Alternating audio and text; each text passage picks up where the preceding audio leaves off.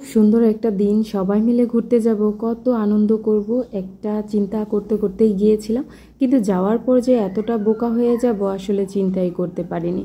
তো হ্যালো বন্ধুরা, আশা করছি সবাই ভালো আছেন। আমি আরেকটা ব্লগ ভিডিও নিয়ে চলে আসলাম।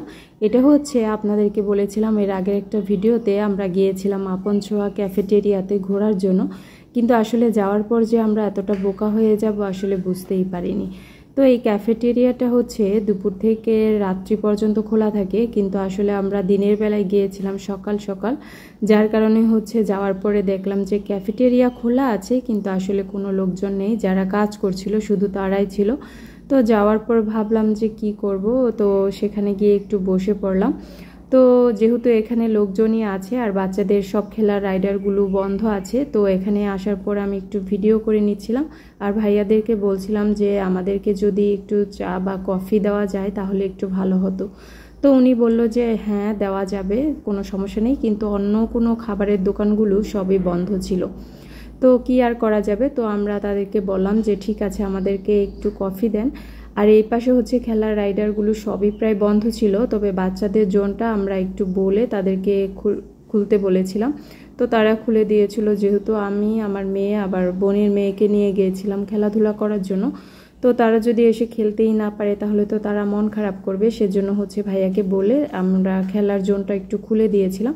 এই যে আমার মেয়েরা হচ্ছে খেলতে শুরু করেছে, তারা খুব আনন্দ পাচ্ছিল। আর এদিকে আমি হচ্ছে বলছিলাম যে এখানে কি কি আছে।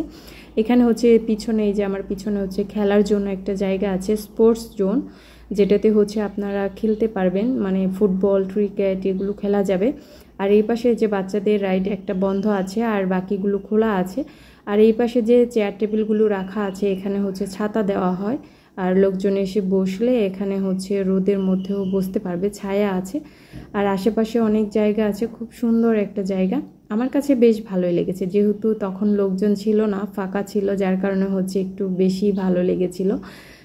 নিজেরা ছিলাম, একটু গল্পগুজব করলাম বসে, তারপরে হচ্ছে আমাদেরকে কফি দেওয়া হয়েছিল। কফিটাও কিন্তু বেশ ভালো হয়েছিল, সবাই মিলে কফি খাচ্ছিল আর আমি এদিকে ভিডিও করে নিচ্ছিলাম। তো এই যে কফিটা কিন্তু আমার কাছে খেতে অনেক বেশি ভালো লেগেছিল। কফি খাচ্ছিলাম আর সবাই মিলে গল্প করছিলাম। এমন জায়গায় বসে সবাই মিলে গল্পগুজব করতে কিন্তু অনেক বেশি ভালো লাগে। যেহেতু লোকজন ছিল না, যার কারণে হচ্ছে আমরা রিল্যাক্সে গল্প করেছিলাম, বসেছিলাম, আড্ডা দিচ্ছিলাম। আর এদিকে হচ্ছে মামুনিরা খেলাধুলা করছিল, আমি একটু ভিডিও করতে চলে আসলাম। কফিটা যেহেতু অনেক বেশি গরম ছিল, সবাই একটু ঠান্ডা হতে দিয়েছিল। আর এইদিকে হচ্ছে আমি ভিডিও করতে চলে আসছি, মামুনিরা হচ্ছে খেলাধুলায় ব্যস্ত। আমি ভাবলাম যে আমি কিসেতে খেলতে পারবো, তো এখানে সব কিছুই প্রায় ছোট বাচ্চাদের জন্য ছিল। তারপরও আমি এখানে একটু দোলনাটাতে একটু বসেছিলাম, তো বসে ভাবলাম যে না, বাচ্চাদের খেলনায় আসলে বড়দের খেলাও ঠিক নয়। তো সেজন্য হচ্ছে আমি আবার এখান থেকে চলে গেলাম স্লিপারের কাছে। তো এই স্লিপারটা একটু রোদ্রে গরম হয়েছিল, তো আমি একটু হাত দিয়ে চেক করে দেখছিলাম যে আসলে কতটা গরম আছে। আমার মেয়ে হচ্ছে স্লিপার খেলতে পছন্দ করে, কিন্তু এটা আমার কাছে একটু উঁচু মনে হয়েছে, আর ছোট বাচ্চা খেলার জন্য আসলে আমি ঠিক মনে করিনি। সেজন্য হচ্ছে আমি মেয়েকে এখানে খেলতে দেইনি, আশেপাশে জায়গাগুলো দেখছিলাম। ছোট একটা জায়গার মধ্যে হয়েছে এই কফি শপটা, কিন্তু এখানে হচ্ছে মানে আরও অনেক কিছু প্ল্যানিং চলছে কাজ করার, কিন্তু এখনও সব কিছু ঠিকঠাক হয়নি। যেহেতু এবছরই নতুন হয়েছে, সেভাবে এখনও প্রস্তুত করে উঠতে পারিনি, তবে যা করেছে অনেক বেশি ভালো করেছে, আমার কাছে ভালোই লেগেছে।